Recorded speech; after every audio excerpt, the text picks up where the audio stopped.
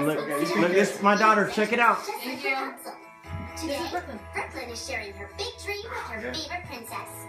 My dream is to get a horse and go horseback riding and be the best horseback rider ever. And then one day I can teach other kids how to horseback ride. That's wonderful. Maximus will be so excited. I can't wait to tell him. Do you remember when I left my tower for the first time? Yeah. That was something new for me, too.